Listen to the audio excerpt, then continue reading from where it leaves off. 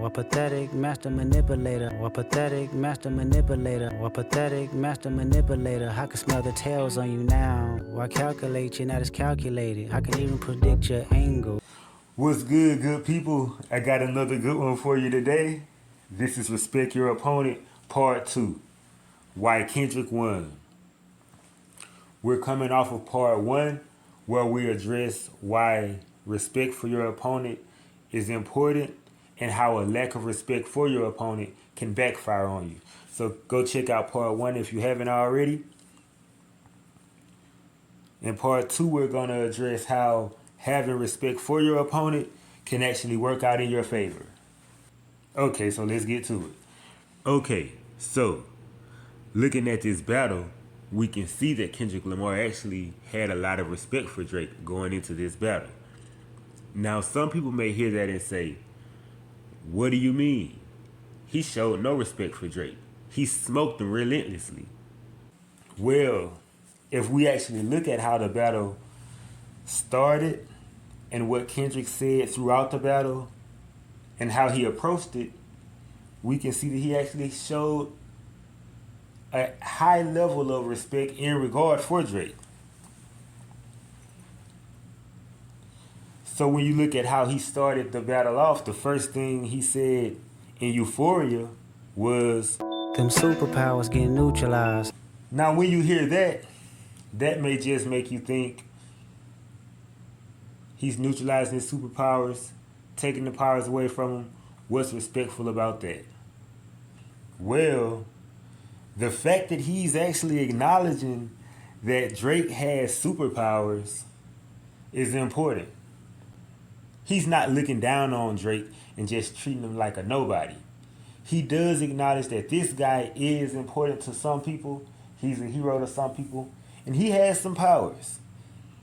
And in doing that, that shows respect for the opponent and his ability. And that's important. Seeing that Kendrick is actually acknowledging the fact that Drake has superpowers, and he respects the fact that Drake has superpowers.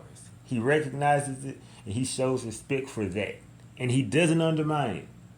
And entering the battle with that awareness, he laced all of his tracks with kryptonite, which is a smart thing to do if you're battling someone with superpowers. And you also can look at how Kendrick actually addresses Drake and how he approaches him, or how he refers to Drake in his battle. So how does Kendrick refer to Drake in this battle? Well, for one, he refers to him as a GOAT. There's 3 ghosts left and I see 2 of them kissing and hugging on stage. Okay, that's very important, especially coming off of Like That, when we all heard Kendrick say, Motherfuck the big 3, nigga, it's just big me, nigga, bum. So seeing that Kendrick undermined Drake in the way he did in Like That, we weren't sure if Kendrick viewed Drake and Cole as respectable peers and equals, or if he thought that they were just under him. Acknowledging your opponents as GOATs actually does show a level of respect. And so, he acknowledged Drake as a GOAT right before making a curry dish. Another way he shows respect for his opponent is by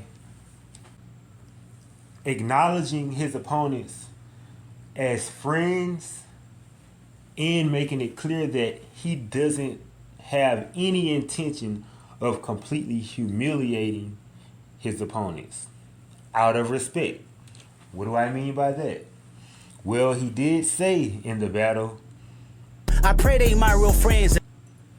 and when you hear him say that, we didn't always know that Kendrick may view Cole and, well, we knew Cole.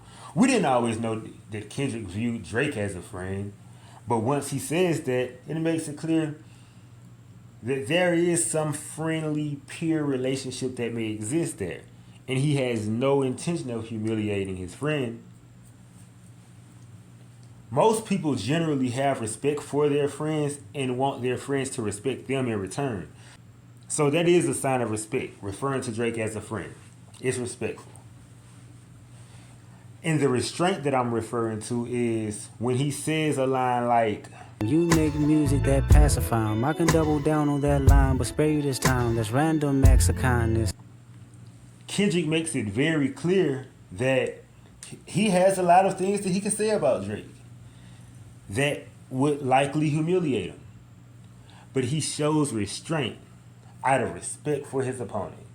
He shows restraint and don't take the battle into that dirty, grimy, gritty territory. And he also says, We ain't gotta get personal. This a friendly fade. You should keep it that way. when you hear him say that, clearly, no intention of disrespecting the opponent, no intention of humiliating him. Let's just keep it fair, clean, and friendly. It's just entertainment. That's a sign of respect. So he acknowledges Drake as a friend. I pray they my real friends. He acknowledged him as a GOAT. There's 3 ghosts left. And he shows restraint. I can double down on that line, but spare you this time. All of these things actually show respect for the opponent. And in referring to him as a friend, he not only refers to Drake as a friend, he seems to have a genuine desire to know that Drake is a real friend to him. Because he said, I pray they my real friends. I pray I pray they my real friends. that they're my real friends. I pray they my real friends. He has a strong desire to know that this relationship is something sincere, respectful, and meaningful. I pray they my real friends. He prays they're his real friends because no one wants the disappointment of finding out that your friends aren't really your friends. If not, I'm YNW Melly. So, yeah. Okay, so he prays they're his real friends. He has respect for them. He don't want to humiliate them. Beyond that line of, I pray they're my real friends, he actually carries that beyond euphoria. Because when you listen to 616 in LA, Kendrick says, But let me tell you some game, cause I can see you, my little homie. he's wanting to give game to the homie.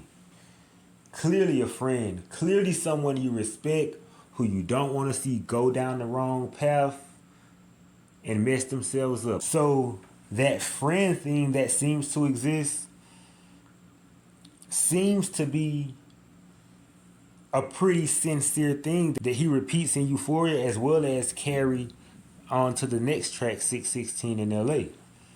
So that's respect. He respects Drake as a GOAT.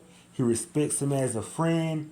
He respects him enough to not have any intention of making the battle dirty or grimy or gritty and completely humiliating Drake. He makes that clear from the beginning that he respects his opponent. As we really get into the thick of the battle, we see another way that Kendrick shows respect for Drake. He shows respect by actually having a plan. Kendrick didn't treat this battle like he can just roll out of bed and start rapping and he'll be fine. He actually went in prepared, which is important. And it's something that you have to have a degree of respect for your opponent to do. Because Kendrick and Drake both had 10 years to prepare for this battle. Kendrick actually treated this battle like he had 10 years to prepare by not only having a strategy, he made it clear that he had plenty of information that he could use in this battle, saying bars like, I know some shit about niggas that make gonna wanna look like a saint. saying bars like, Don't speak on the family, Crody. It can get deep in the family, Crody. or I can double down on that line, but spare you this time. That's random acts of kindness. or even saying bars like, You playing dirty with propaganda, hit blow up on you. Kendrick said plenty of things that made it clear he had plenty that he could say, and he actually had a plan. He wasn't taking this lightly. He was coming in prepared. He had 10 years to prepare. He treated it like he had 10 years to prepare. And in the songs that he released, each song was not only a more calculated attack, each song revealed something different. Everyone inside your team is whispering that you deserve it. Each song delved deeper into the attack. You got gambling problems, drinking problems, pill popping and spending problems, bad with money. Each song attacked the opponent from a different angle. And your homeboy needs subpoena. That predator moving flocks. That name gotta be registered and placed on neighborhood watch. And not only that, but he made it clear that he had plenty more to go. How many stocks do I really have in stock? 1, 2, 3, 4, 5 plus 5. Judging by what we got from the battle, what Kendrick released, we can assume that whatever else he had prepared would not only go deeper in regards to the attacks, but they would go in different creative directions because he did that with each track released.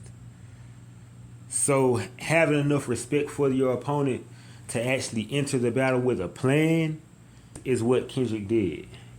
Kendrick showed respect for his opponent by first acknowledging the superpowers and referring to his opponent as a GOAT.